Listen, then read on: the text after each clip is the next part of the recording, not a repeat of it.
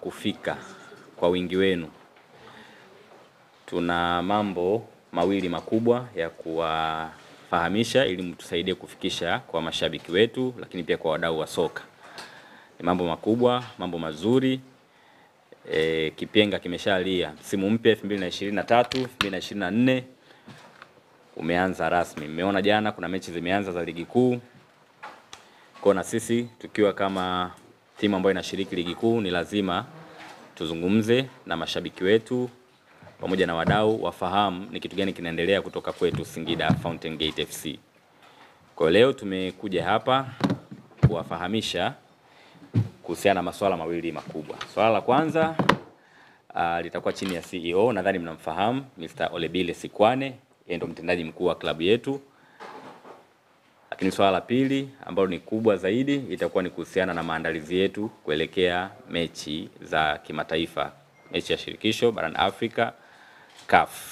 Sisi ni timu ambayo ndio inaenda kuanza. Timu ya kwanza kuanza kucheza mechi za kimataifa kwa msimu huu ni Singida Fountain Gate.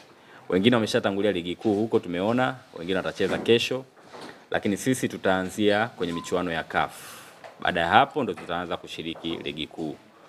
Kwa tuliona tusikae kimya, ni lazima tuwafahamishe tumepanga nini, tumejiandaaje, lakini pia ni kitu gani cha kutarajia kuelekea mechi yetu ya kwanza dhidi ya JKU. Maswali yako mengi, wengine mnanipigia simu kuniuliza, sitoi majibu ya moja kwa moja kwa sababu tuliandaa tukio maalum la kuwafahamisha A to Z tunaenda kufanya nini.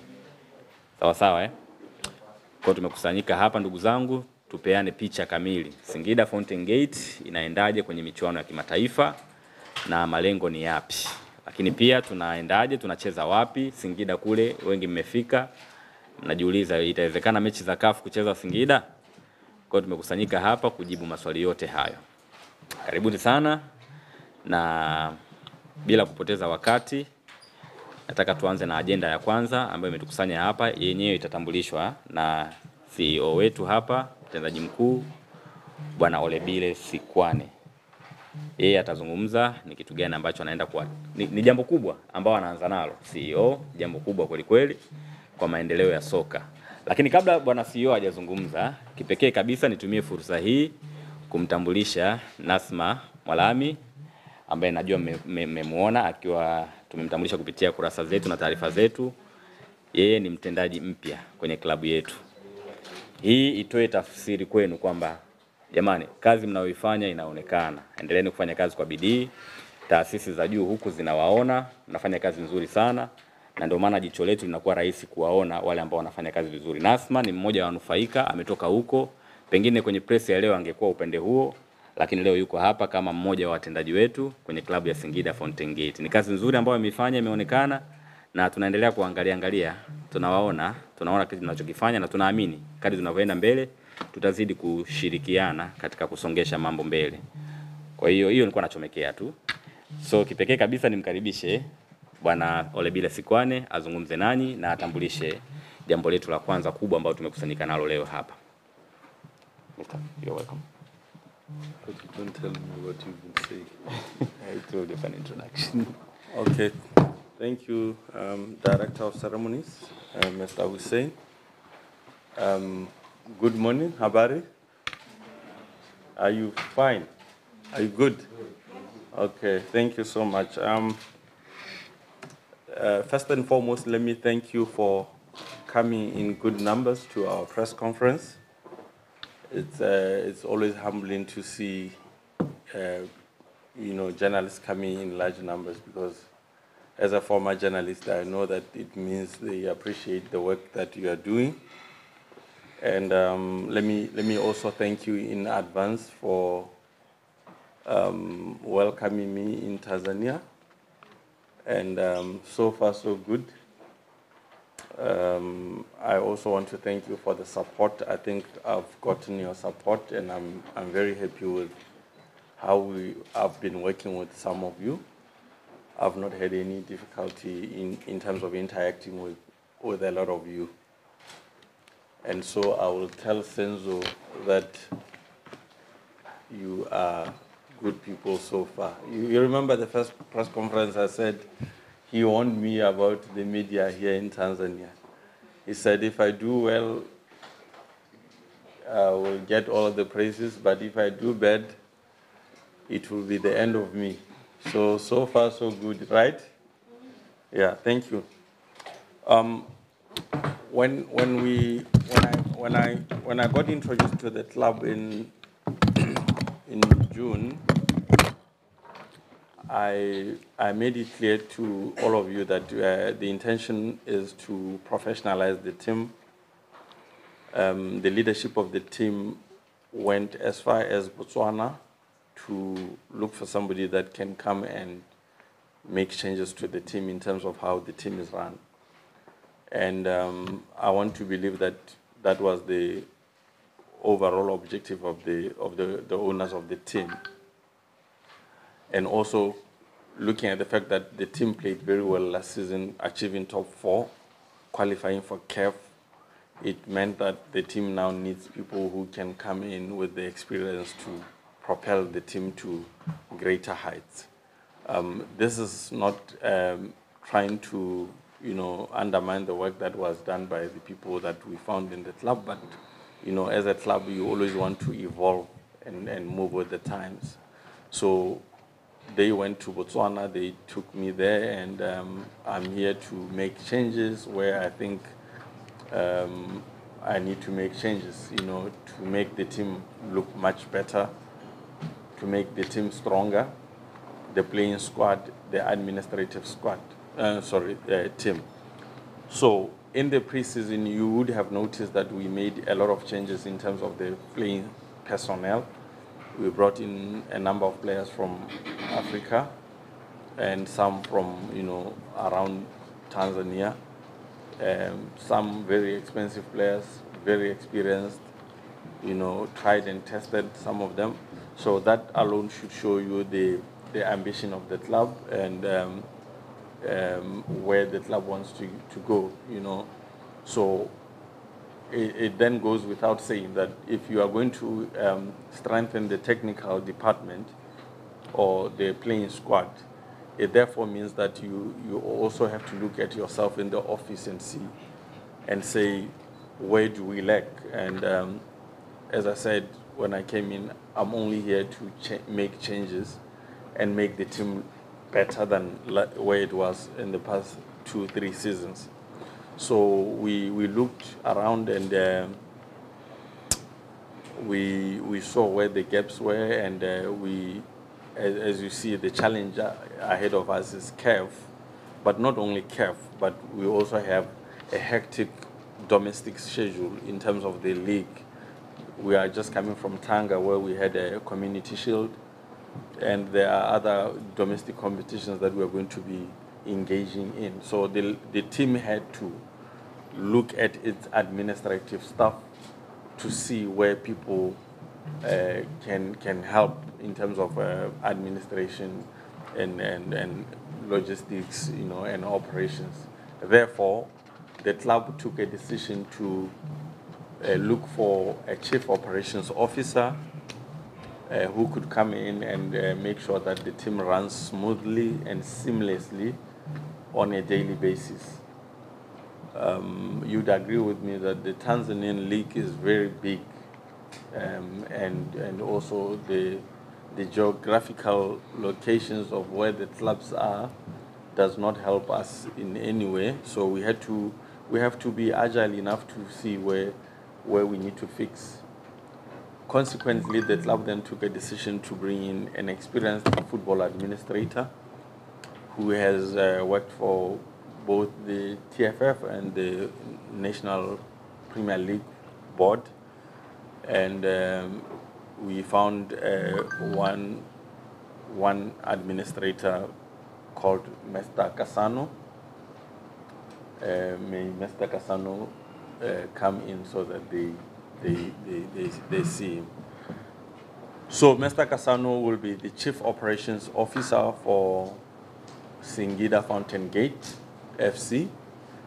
I looked at his CV. His CV is quite rich. He has, I think, 2 master's degrees from Canada and from the United Kingdom. he's well vested in operations of the Premier League because he's coming from there. Worked for the TFF before, and has done a lot of work in Africa as a CAF coordinator.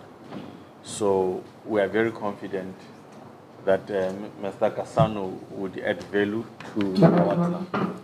Let me introduce him here. Thank you, Mr. Kasano. Welcome. So this is our big reveal. This is our big reveal today. This is the new operations, chief operations officer for the club. I think you all know him. Why are you not smiling, guys? Mr. Kazan, welcome to Singida Fountain Gate. Thank you, sir. Yeah. And the second point that I wanted to, that the press conference is premised on, would be our CAF preparations. As you know, on Friday, this Friday, we will be playing against JKU from Zanzibar in the first preliminary match, Confederations Cup. And we have been hard at work preparing for the fixture. And so far, so good. As I said, when you look at our signings this season, you could tell that the team wants to go far. And with the experience that we brought in terms of the players, you can see that we really want to go far, at least to reach the group stages of the tournament. I think we've been very unequivocal about that ambition. So we as management, we've been hard at work preparing for this match. I think the test in Tanga really helped us assess ourselves in terms of where we need to correct, where we need to fix, and how we go about planning. You would have noticed that after the match on Friday, we play Prisons in Singida. So, and then we have to come back to play another leg, which is the second leg of that Confederations Cup. Therefore, it makes sense why the club would go for an experienced administrator such as Mr. Kasano, who I said has a colorful CV, has rich history in rich background in terms of CAF as a former coordinator, CAF coordinator, as a former employee of the board, league board. That experience will really help Singida Fountain Gate in terms of moving forward. And I think I should give him the second item where he will outline, you know, our in detail where we are in terms of preparation. But as I said, I want to thank you for giving us the support that I saw on the first day. And I think even before I came to Tanzania, I saw the support that you were giving Singida, especially that it was playing very well. It was doing well. As you know, I always say, if you're doing well, you know, the journalists will come. If you're not doing well, you'll probably get 5 of them at your press conference.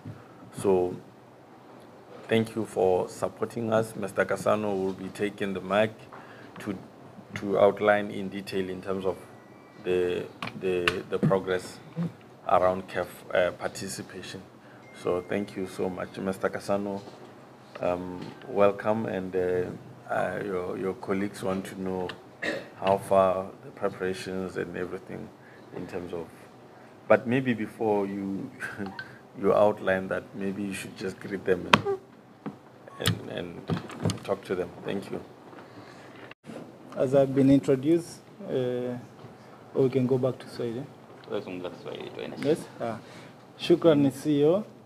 Kama nilivyotambulishwa, nichukue nafasi hii kuishukuru Singida Fountain Gate kwa mapokezi mazuri niliyopata na nimejoin team. mimi ni mtendaji, kwa hiyo nitaenda direct kwenye utendaji. Tuna mechi ya CAF kesho kutwa tarehe 18 versus JKU preliminary round. Maandalizi yanaenda vizuri. Tumeanza, ni mara yetu ya kwanza kama Singida Fountain Gate kushiriki mashindano ya CAF, lakini tumejaribu kujipanga. Arrangement zote za kuwapokea CAF officials zimeshafanyika na tunaanza kuwapokea leo. Kuanzia mechi commissioner ataingia leo na baadaye wataingia waamuzi usiku wa leo. Wapinzani wetu JKU tayari wameshawasili. Wapo maandalizi mengine ya uwanja, utaratibu wote wa mchezo yanaendelea vizuri. Media officer atazungumzia upande wa promotion plan ambayo inaanzia hapa, na yeye wamejipanga vizuri na idara yake ya habari. Kwa hiyo maandalizi kwa ujumla yako vizuri, kwa maana maandalizi ya kuwapokea CAF officials, kupokea timu mgeni wetu JKU kutoka Zanzibar. Lakini maandalizi ya mechi yenyewe kwa maana uwanja utakaochezewa, taratibu za mchezo kwa maana viingilio na kadhalika, msemaji wetu atakuja kutaja hapo. Hilo eneo ni mwachie yeye kwa sababu ni mambo ya usemaji. Lakini maandalizi mengine kwa maana huduma za mchezo, mahitaji yote ya CAF kama tunavyojua, mchezo wa CAF inahitaji maandalizi makubwa. Timu tumejiandaa vizuri na tuko tayari. Watanzania wajitokeze kwa wingi siku ya Ijumaa kuisupport timu yao ya Singida Fountain Gate ikiwakilisha taifa katika mashindano hayo. Na kama alivyoongea CEO, mimi nimejoin Singida kwa sababu ya vision iliyopo pale Singida Fountain Gate ya kuwa na club bora barani Afrika, sio tu Tanzania lakini barani Afrika. Kwa hiyo ubora wetu tunaanza kuonyesha toka mechi ya kwanza, kuanzia maandalizi, alafu baadaye performance ya timu na kuendelea mbele. Kwa hiyo nichukue fursa hii kuomba Watanzania watunge mkono, wawe nyuma yetu. Ndio tumeanza safari ya kuitengeneza moja ya klabu bora kabisa barani Afrika, Singida Fountain Gate. Asante sana. Thank you. Mara nyingi watendaji hawana maneno mengi, wanaongea vitu technical kwa ufupi, vimenyooka. Asante sana Mr. Kasano, karibu Singida Fountain Gate. Jamani, tunajua tunahudumia hadhira kubwa ya Kiswahili, kwa hiyo kwa ufupi tu kilichofanyika hapa ni utambulisho wa mtendaji mpya kwenye klabu yetu, Mr. Jonathan Kasano. Yeye anaenda kuwa mkuu wa operation. Kwa operation kwenye masuala yanayohusika na masuala ya michezo kwa maana ya maandalizi na kila kitu, mmeona amezungumza vizuri hapa. Lakini pia atakuwa ni msaidizi wa CEO, mtendaji wetu mkuu Mr. Olebile Sikwane, katika masuala yote ya uendeshaji wa klabu yetu. Kwa hiyo karibu sana kiongozi. Shukrani sana. Karibu sana. Singida ni sehemu salama. Tunajua umetoka bodi ya ligi, utatusaidia sana kwenye uzoefu, lakini pia ameshawahi kuwa kufanya kazi katika hii michuano ya CAF. Kwa hiyo tumemleta kimkakati, tunajua atatusaidia sana eneo hilo. Sasa ndugu zangu, majukumu ambayo mimi nimepewa hapa, labda tufanye sitting arrangement nzuri.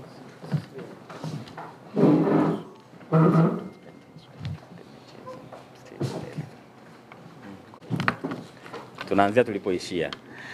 Zoezi la kwanza limekamilika vizuri, ambao ilikuwa ni kumtambulisha Mr. Jonathan Kasano. Yeye anajiunga na timu yetu sambamba na Binasma ambao ni wageni wetu hawa. Tunaomba muwapatie ushirikiano wa kutosha. Nasma tutakuwa naye katika operation za kila siku. Upande wa media tutaonana naye sana kwa upande wa digital, lakini pia atakuwa ni kiungo mchezeshaji kwenye idara, kwenye bodi, lakini pia kwenye management. Yeye ni mtu wa ndani zaidi. Mimi masuala mengine tutadili na mimi moja kwa moja, lakini yale ambayo atahitajika na mtakuwa mnamuona mara kwa mara pia. Lakini kingine ni kuhusiana na Jonathan, Mr. Jonathan Kasano.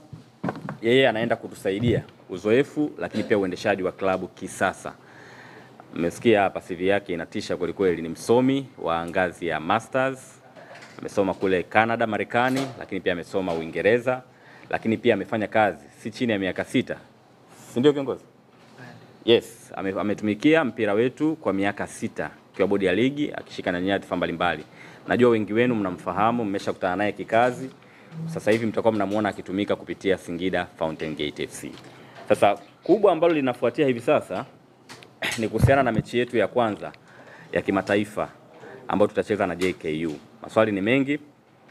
Tunaulizwa tutacheza wapi, ratiba ikoje, tunacheza lini na itakuwaje kuwaje. Sasa niko hapa kuwafahamisha kuhusiana na mechi yetu ya kwanza. Ligi kuu ya NBC imeanza jana tarehe 15 na tayari mechi zimeshaanza kuchezwa. Mechi tunaona kabisa ushindani ligi kuu umeongezeka kwa kiasi kikubwa sana. Mechi ambazo zimeanza jana zinatoa picha namna gani ligi itakuwa. So sisi tunaangalia kutokea nyuma huku, tunaona namna ambavyo shughuli imeanza. Lakini kwa kipekee kabisa timu yetu itaanzia msimu huu 2023 2024 kwenye michuano ya kimataifa. Mechi zetu za kwanza zitakuwa ni mechi za kimataifa. Tutacheza dhidi ya JKU mzunguko wa kwanza kwa maana ya first leg, tunacheza tarehe 18 mwezi huu wa 8, kwa maana ni Ijumaa ya kesho kutwa. Siku mbili tu zimebaki kuelekea mechi yetu ya kwanza ya kimataifa.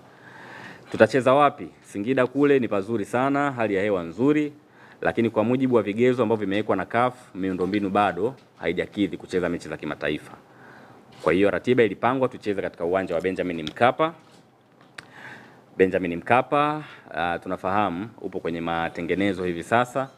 Kwa tayari tumeshafanya mawasiliano na CAF na tutatumia uwanja wa Azam Complex pale Chamazi. Mechi yetu ya kwanza tarehe 18 dhidi ya JKU tutacheza Chamazi Complex. Muda ni saa 1:30 usiku. Tunafahamu siku hiyo kutakuwa na mechi saa 10. Kwa sisi tutacheza kuanzia saa 1:30 usiku. Mechi yetu ya kwanza ya kimataifa. Hii ni mechi muhimu sana kwetu. Tunajua mechi za kimataifa ni mara yetu ya kwanza tunashiriki. JKU wenzetu kidogo walishatangulia mistaka sana. Walishatangulia, kucheza mechi za kimataifa. Kwa sisi tunaenda kama underdog. Tunaenda kucheza kama underdog, lakini pia tunaenda kucheza kwa kujiamini kwa sababu tuna wachezaji wazuri, tumefanya usajili mzuri sana na malengo yetu ni kufika mbali. Tumeweka malengo ya kufika hatua ya makundi. Tunafahamu kanuni zimebadilika za CAF kwamba sasa hivi hakuna mechi nyingi, ni ukipigwa umetoka. So tunajipanga vizuri kuhakikisha kwamba mechi ya JKU haituzuii kufikia malengo ambayo tumeweka msimu huu 2023 2024. Kwa uwanja ni Chamazi, muda ni saa 1:30. Lakini baada ya tafakari kubwa ambayo imefanywa na viongozi wetu kupitia kwa rais wetu Bwana Japhet Makau, ametuelekeza na haya anayosema yanatoka kwake. Amesema mechi yetu dhidi ya JKU pasiwe na kiingilio. Hatuweki viingilio, ni bure kabisa. Mechi itachezwa pale Chamazi saa 1 kamili, saa 1:30 usiku, na viingilio hapata kuwa na kiingilio chochote. Kwa mashabiki, tunafahamu tuna watu wanapenda sana mpira, wanataka kufuatilia mechi hizi. Kwa wakazi wa Mbagala pale na maeneo ya karibu, Temeke, wafahamu kiingilio ni bure. Kwa waweke ratiba zao vizuri, waje kufuatilia mechi hii ambayo itakuwa inachezwa pale Chamazi. Lakini pia tuna mashabiki kutoka Singida, wanafahamu, wanafuatilia sasa hivi, wanataka kujua ni kitu gani kinaendelea, wajipange vipi.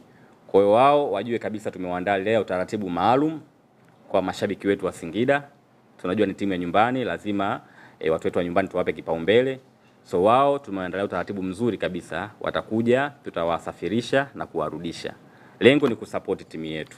Lakini lengo pia ni kila mwana michezo ambaye anapenda mpira, ambaye anapenda kuona timu yetu inafanya vizuri, asipate shida sana kuja kushuhudia mechi hii. Kwa mechi yetu itakuwa ni bure na itaanza saa 1:30. Nitoe wito kwa mashabiki, lakini pia nitoe wito kwa wadau. Tunafahamu Chamazi pale ni eneo zuri sana, miundombinu ya Chamazi ni mizuri, ulinzi upo wa kutosha. Tunafahamu mechi za usiku zina changamoto zake, lakini tumeshahakikisha eneo la ulinzi litakuwa salama. Kwa hiyo tunategemea kwa namna ambavyo tumeweka utaratibu wetu, tunategemea kuona watu wengi sana wanafika. Na hii ni mechi ya kimataifa ndugu zangu. Ni mechi ya kimataifa, ni mechi ambayo inatoa taswira nzuri sana kwa nchi yetu. Yapo mengine yanaendelea kiuongozi kuweka mambo sawa, lakini kubwa ni kwamba tutegemee, tunacheza na Zanzibar, ni timu ya hapa nyumbani, lakini hii ni mechi ya kimataifa. Hakuna ujamaa hapo. Hapo tunaenda kukipiga kweli kweli. Kwa hiyo Zanzibar ndugu zetu JKU watatusamehe sana. Malengo yetu ni kufika hatua ya makundi. Kwa hiyo kama Zanzibar JKU amekuja hapo katikati, hatuna namna. Hatutaangaliana usoni. Wanasema ukitaka kumuua nyani usimwangalie usoni, utamonea aibu, utamonea huruma. Kwa JKU hizi ni salamu kwamba tunaenda kuhakikisha tunavuka. Kwa kama wamekaa katikati njiani watatusame, itabidi tuwavuke ili tuende tukacheze na the future ya kule Misri. So hilo ni kubwa.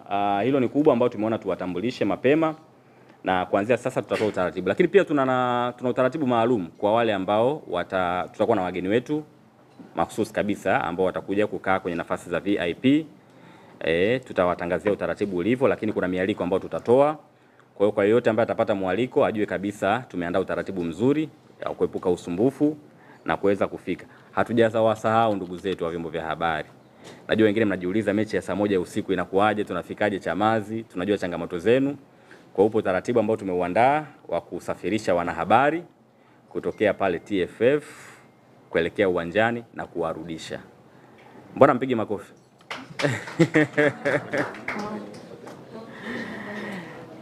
Yeah, so kikubwa kabisa ndugu zangu, hii mechi ina maana kubwa sana kwetu. Ni mechi ya kimkakati, ni mechi ambayo inaenda kutupeleka katika hatua muhimu sana, hatua ya makundi. Tunafahamu ni mechi mbili, pamoja na ugumu wa ratiba. Ligi kuu NBC tunacheza tarehe 22 Singida. Ukiangalia tarehe hapa, tarehe 18 tunacheza mechi ya kimataifa. Tarehe 22 tunataka tuwe Singida tucheze mechi ya ligi kuu. Tarehe 27 tunatakiwa turudi hapa, tuwe tumecheza hapa mechi nyingine ya mzunguko wa pili na JKU. So mnaweza mkaona ugumu ulivyo. Kwa hiyo tunajipanga kuhakikisha tunacheza mechi zote, hatutaki viporo.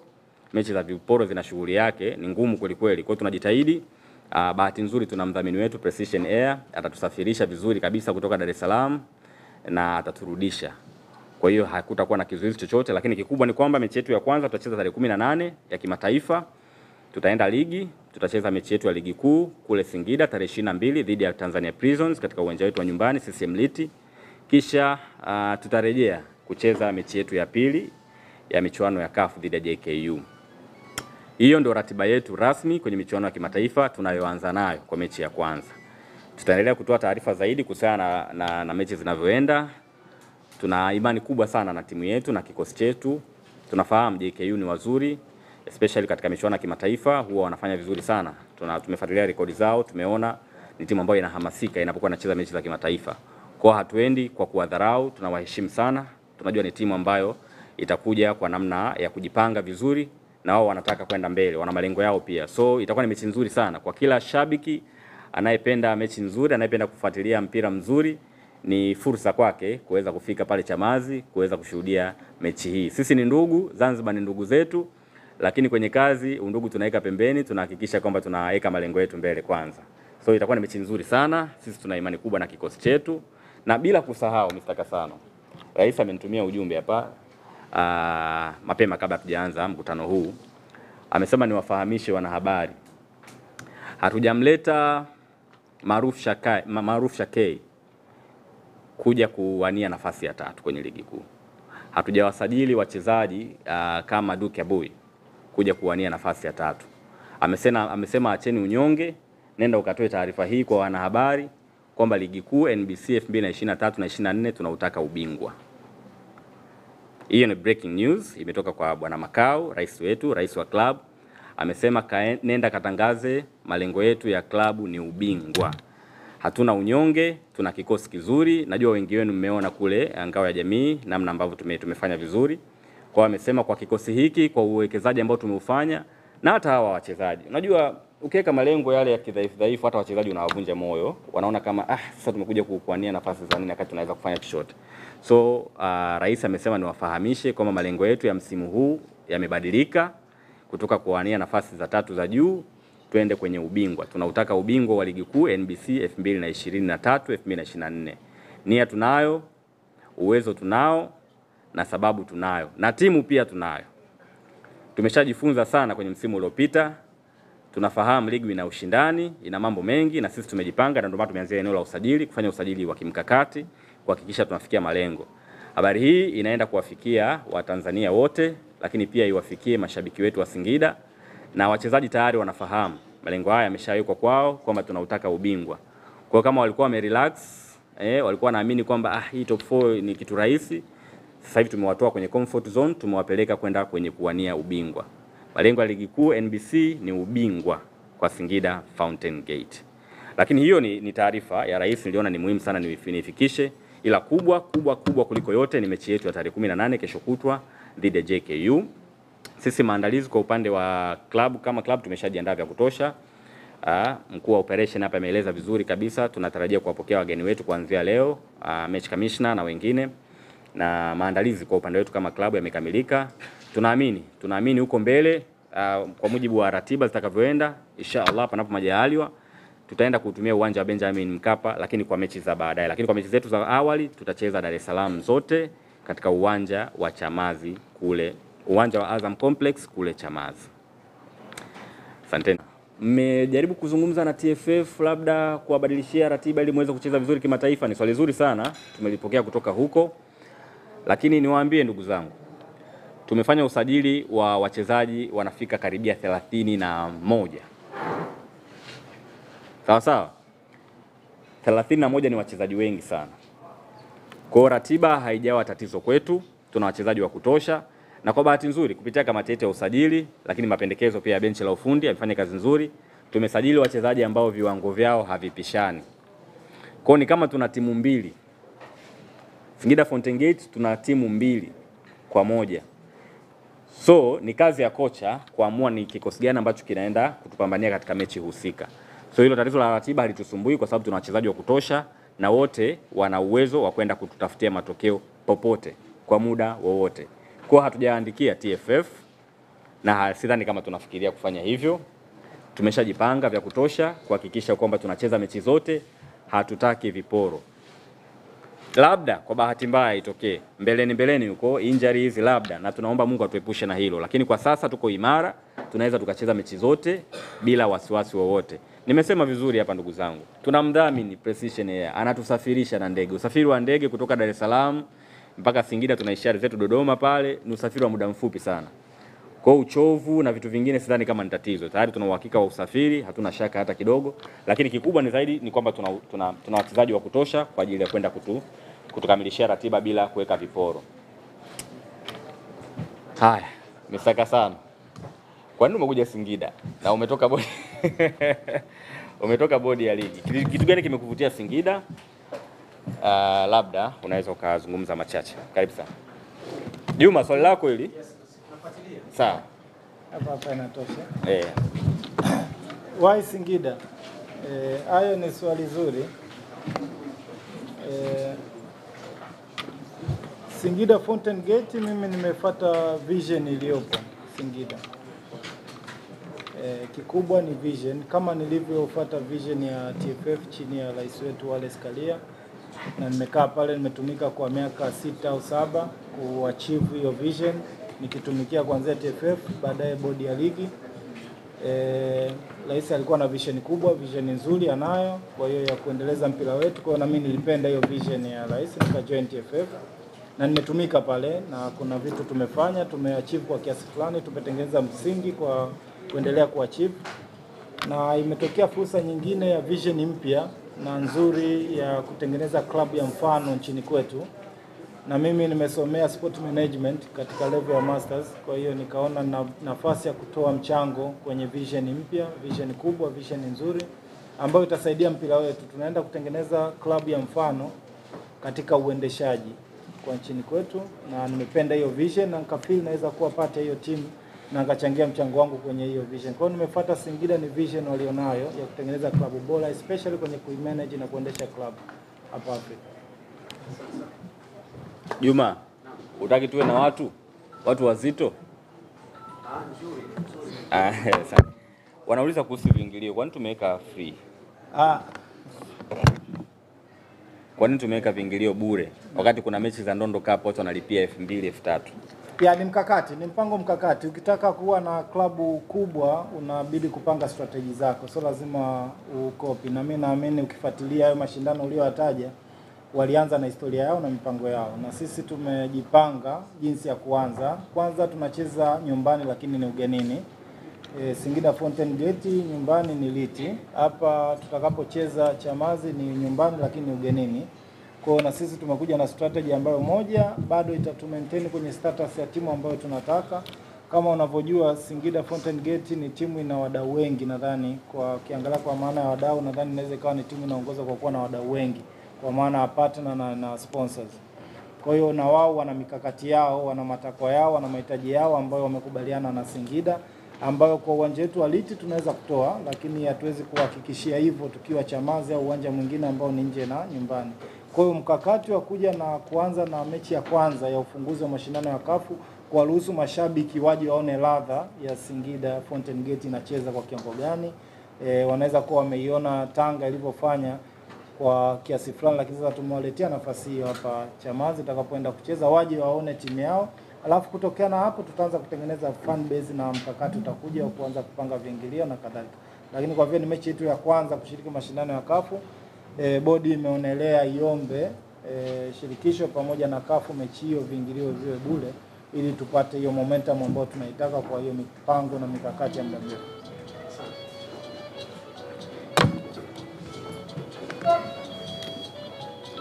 Swali lingine? Nilikuwa naweka kamlio kaka